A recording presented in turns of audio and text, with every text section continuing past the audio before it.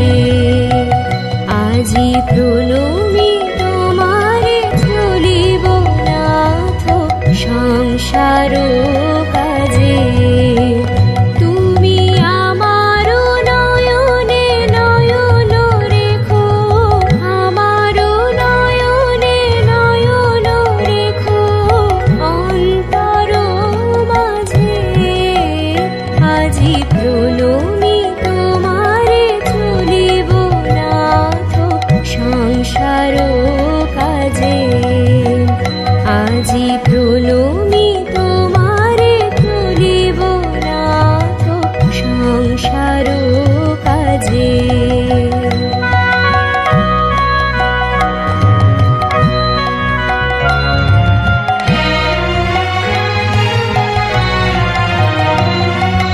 হৃদয় দেবতা রয়েছ প্রাণে, মন যেন তাহারে অত জানে। হৃদয় দেবতা রয়েছ প্রাণে, মন যেন তাহারে অত জানে। পাপের চিন্তা মরে যেন দহি দুঃসহ লাজে। আজি প্রণমি তোমারে চলিব নাথ সংসার কাজে। Good morning to everyone. At the Ab Initio, I would like to express my wholehearted deference and my best regards to the epitomes of illuminating knowledge present before me today. Tithi Rai Choudhury, Faculty BCE, welcome you all to the glorious celebration of the 27th Foundation Day of Vivekananda College of Education. Today, I feel profoundly elated to get entrusted with the responsibility of hosting this pious occasion. As we all know, on this special day, we honor the founding fathers of this holy institution as we reflect in the commitment, resilience, and devotion they displayed to see their vision of a teachers' training college in the district of Karimganj, a dream driven by collective reflection and shared vision to produce respected teachers and seasoned specialists in the field of modern education. So today it's an hour of direction for all of us because this mighty educational institution with its firm grit had a splendid beginning. Now leading to 27 magnificent years of mellow rituals. As it has stepped into its 27th glorious year, this nascent temple of learning has, with each passing year, swiftly emerged as an incredible saga of excellence and achievement. I believe and firmly hope that the holy mantra which has brought the college to an enviable position. दीप ज्योति परम ज्योति, दीप ज्योति जनार्दन हो। दीप हर तुम्हें पापम, दीप ज्योति नमोस्तुते। शुभं करोतु कल्याणम्, आरोग्यं सुखसम्पदो, देशबुद्धिर्विनाशाय आत्मज्योति नमोस्तुते। आत्मज्योति प्रदीप्ताय ब्रह्मज्योति नमोस्तुते। ते ब्रह्मज्योति प्रदीप्ताय गुरुर्ज्योति नमोऽस्तु ते।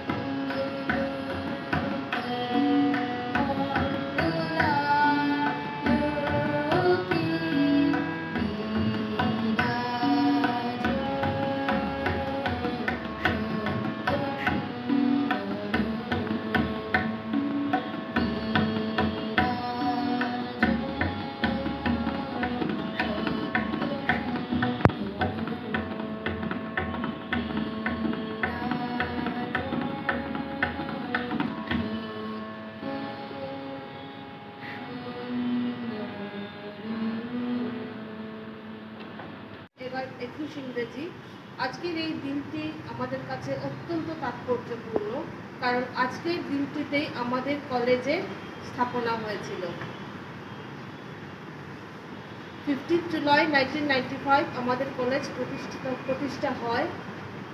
যাদের অক্লান্ত পরিশ্রমে, যারা রাত দিন এক করে এই কলেজটার সঙ্গে ছিলেন, যারা প্রতিষ্ঠা করতে সাহায্য করে, সবাইকে আমার অনেক শ্রদ্ধা এবং প্রণাম জানাই।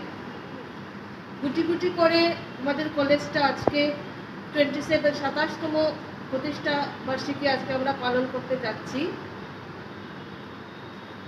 এই দিনটি একটি বিশেষ দিন আমাদের কলেজের জন্য। এই দিনটিতে আমরা অন্য সময় অনেক উৎসাহ উদ্দীপনার মাধ্যমে পালন করে থাকি, কিন্তু বিগত 2020 এবং 2021 ইংরেজিতে এই কোভিডের কঠিন পরিস্থিতির জন্য আমরা গভর্নমেন্টের সমস্ত প্রটোকল মেনে প্রোগ্রামটা সেভাবে করতে পারছি না। শুধু স্বামীজির চরণতলে পুষ্পার্ঘ্য দিয়ে আমরা আমাদের কলেজের ফাউন্ডেশন ডেটাকে শুরু করছি। যেহেতু আমাদের গভর্নমেন্ট গাইডলাইন্স অনুযায়ী এডুকেশন ইনস্টিটিউশনগুলো সবগুলো বন্ধ আছে, তাই আমাদের স্টুডেন্টরা আজকে আসতে পারেননি, কিন্তু আমাদের স্টুডেন্টরা অত্যন্ত উৎসাহিত কিছু একটা করার জন্য। তাই আমাদের স্টুডেন্টরা ভার্চুয়াল প্ল্যাটফর্মে একটা কালচারাল প্রোগ্রাম করছেন, যেটা একটু পরে রিলিজ করা হবে ইউটিউবের মাধ্যমে। স্বয়ং যমরাজ মুক্তি থেকে এই বিদ্যা দিয়েছিলেন, পরে পরে আরও সুখদেব দিয়েছেন, অন্যান্য দিয়েছেন, এবং অনেক মনীষীরাও এই আত্মজ্ঞান সরাসরি দিয়েছেন। এমন একটা বস্তু ওপরকে দিয়ে দেওয়া যায়, আত্মজ্ঞানও এরকম দেওয়া যায়, দিয়েছেন, এরকম অনেক উদাহরণ আছে। লক্ষ্য থাকবে উপনিষদের ভাষা যে অপরাবিদ্যার মাধ্যমে পড়া বিদ্যাতে কীভাবে পৌঁছায়, সেটা আমাদের লক্ষ্য হওয়া উচিত, এবং সেটাই আজকের দিনে এই বিবেকানন্দ কলেজ ফাউন্ডেশনের দৃঢ় মন্ত্র হওয়া উচিত।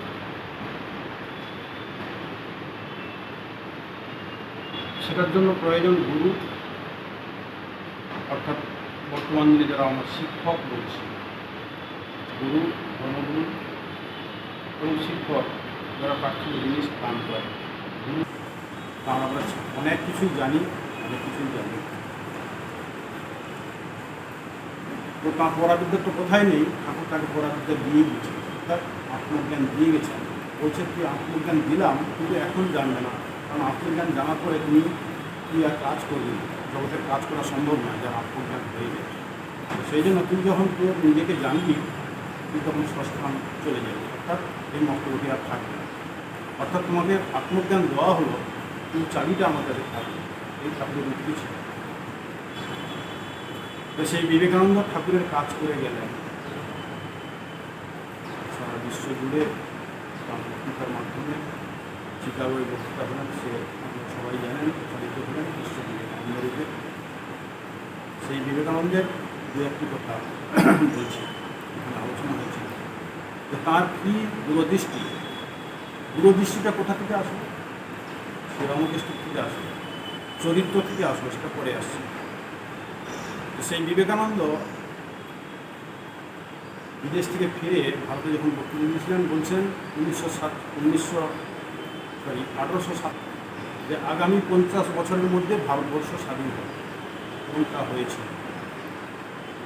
তারপর আমরা দেখি 1893 খ্রিস্টাব্দে আমেরিকার অধ্যাপক জন হ্যামিল্টন রাইট, আপনারা আমাকে জানেন, তার বাড়িতে স্বামীজি বসে বলছেন যে ভারত একদিন স্বাধীন হবে ব্রিটিশ থেকে, কিন্তু তাকে আবার চীন আক্রমণ করবে, এবং সেটাও হয়েছিল 1962 সালে চীনের দ্বারা ভারত আক্রমণ হয়েছিল। ডক্টর রাধাকৃষ্ণন বলছেন যে ইটের উপরে ইট সাজালে জাতির মেরুদণ্ড তৈরি হবে। জাতির মেরুদণ্ড তৈরি করতে হলে যুব সমাজের মনকে উত্তোলিত করতে হবে, অর্থাৎ বুঝতে হবে। স্বামী বিবেকানন্দ তাই বলছেন, মানুষ গড়া, মানুষ চাই আর সব হয়ে যায়। যদি চরিত্রবান মানুষ হয়, আমি নিজেই বলছেন, যদি একসাথে চরিত্রবান যুবক পাই তাহলে দুনিয়াটাকে উলট পালট করে দিতে পারি। এই চরিত্রটা কি বলছেন? চরিত্রটা কিছুই না। চরিত্রটা প্রথম চিন্তার প্রবাহ, ভাব প্রবাহ। সেই ভাব প্রবাহটা কর্মে পরিণত করা, কর্মের প্রবাহ। আবার এই কর্মটা অভ্যাসে পরিণত করা, অভ্যাস প্রবাহ। আবার ওই অভ্যাস প্রবাহটা যখন ক্রমান্বয়ে চলতে থাকবে, সেটাই হচ্ছে আমাদের জন্মান্তরের সংস্কার। যে সংস্কার নিয়ে আমরা জন্মগ্রহণ করেছি, সেই সংস্কার আমাদের চরিত্র ছাপ। তারপরে পিতামাতার জিনবাহিত এবং পিতামাতার বলে মানুষ হওয়ার সময় যে সংস্কার, এই ছাপ। তৃতীয়, আমরা যে সমাজে জন্মগ্রহণ করেছি সেই সমাজের ছাপ আমাদের পড়ে। এবং চতুর্থ এবং সর্বশ্রেষ্ঠ হল শিক্ষা। অতএব বুঝতে পারছেন যে শিক্ষকই জাতির মেরুদণ্ড। এমন শিক্ষায় শিক্ষিত হতে হবে, নিজের সেই শিক্ষায় শিক্ষিত হয়ে যাতে আমরা অপরকে দিতে পারি। না হলে কিন্তু শুধু বলে দিলে আমি কিছু পালন করলাম না, শুধু বললাম, তাতে নিজের চরিত্র হবে না, অন্যের চরিত্রও গঠন হবে। গুরু শিষ্য দুজন মারা গেছেন।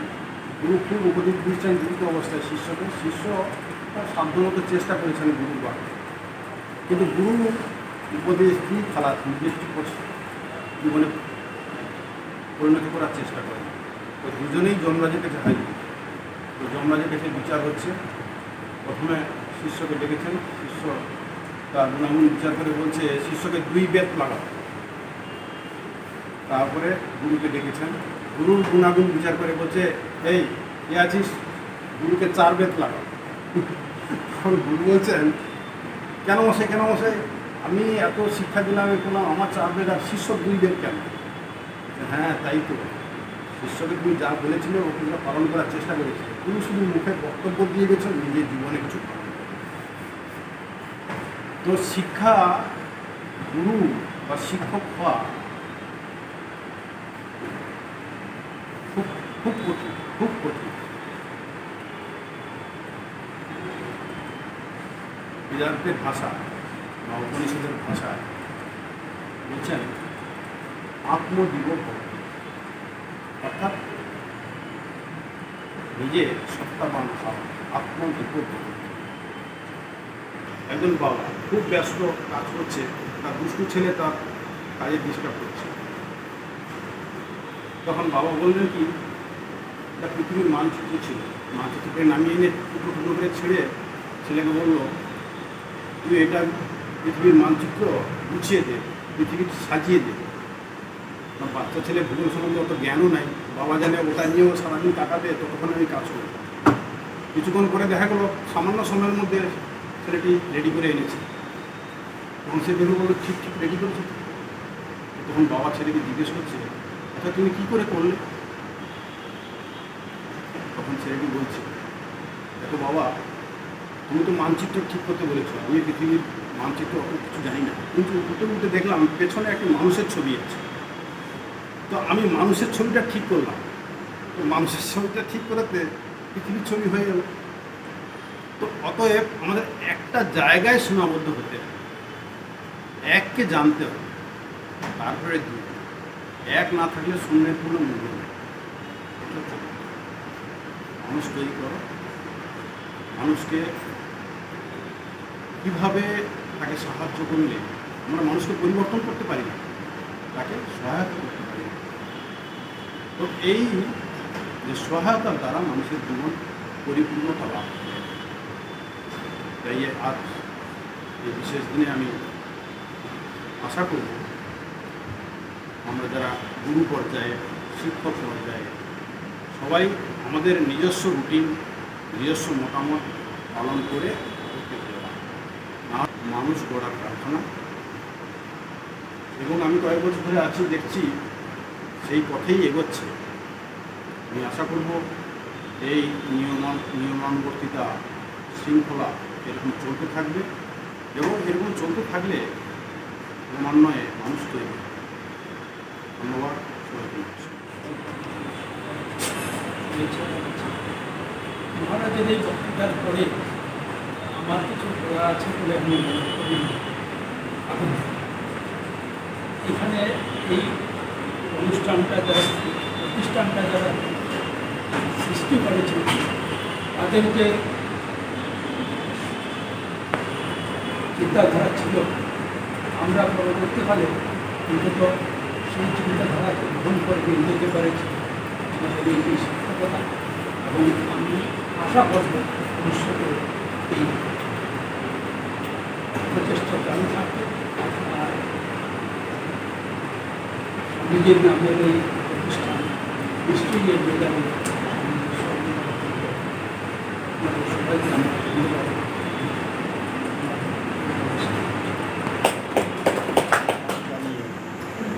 মঞ্চে উপবিষ্ট স্বামীজির প্রতিনিধি হিসাবে যাকে আমরা পেয়েছি, স্থানীয় রামকৃষ্ণ মিশনের সম্পাদক পরম পূজনীয় শ্রীমৎ স্বামী প্রকাশানন্দ মহারাজ, মঞ্চে উপস্থিত আমার দাদা সভাপতি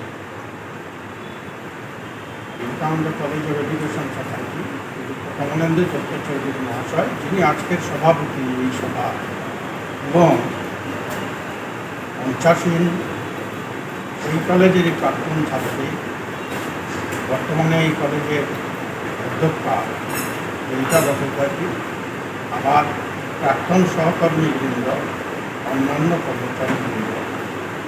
বিগত বছরগুলোতে 15 জুলাই এক ধরনের অনুষ্ঠান বলা হয়ে থাকে, যেটা আগে আলোচনা হয়েছে। এক দুইবার এইরকম বিপদাপন্ন অবস্থা গেছে যে 15 জুলাই আমরা কিছু করতে পারিনি। তো কলেজের পরিচালনা সমিতি এবং সোসাইটির পরিচালনা সমিতি সিদ্ধান্ত নিয়েছেন পৃথিবী বেঁচে থাকলে কলেজের প্রতিষ্ঠা দিবস পালন করতে হবে। এটা রেজলিউশন হয়ে গেছে। অর্থাৎ আমরা যতদিন বেঁচে থাকবো, কলেজ বেঁচে থাকবে, তখন সেটা মানে এইভাবে প্রতিষ্ঠা এই যখন হবে সেটা যত সংক্ষেপেই হোক। আমি মনে প্রাণে চাইছিলাম সংক্ষিপ্ত হলে এটা হোক, কারণ আমরা শ্রদ্ধা নিবেদন করব স্বামীজিকে, যার আশীর্বাদে আমরা এই জায়গায় এসেছি। আর সেই স্বামীজিকে আমাদের কাছে উপস্থাপন করেছেন স্থানীয় রামকৃষ্ণ মিশনের মহারাজরা। আমরা ধন্য হয়েছি যে স্থানীয় রামকৃষ্ণ মিশনের ছত্রছায়ায় কলেজটি আজকে এই জায়গায় এসেছে। সুতরাং আমরা নিজেরা আজকে যেটা অনুষ্ঠান আমরা করছি সেটা অন্তর থেকে শ্রদ্ধা নিবেদন করছি স্বামীজি, কারণ আমাদের নিমন্ত্রিত অতিথিবৃন্দ কেউ নেই, আমাদের বাধ্যবাধকতাটা করতে হবে।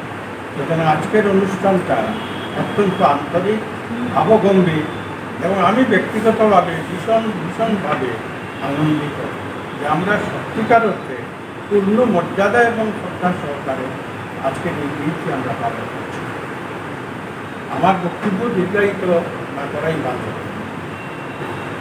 প্রথম বছর অধ্যক্ষা হিসাবে চেয়ারে বসে, এই অল্প কয়েকদিন আগে বসে এইরকম একটা অনুষ্ঠান অধ্যক্ষ মহোদয়া সবাইকে নিয়ে যে আয়োজন করেছেন, এটা থেকেই বোঝা যাচ্ছে আগামী দিন আমাদের সুদিন আসছে, স্বর্ণযুগ আসছে।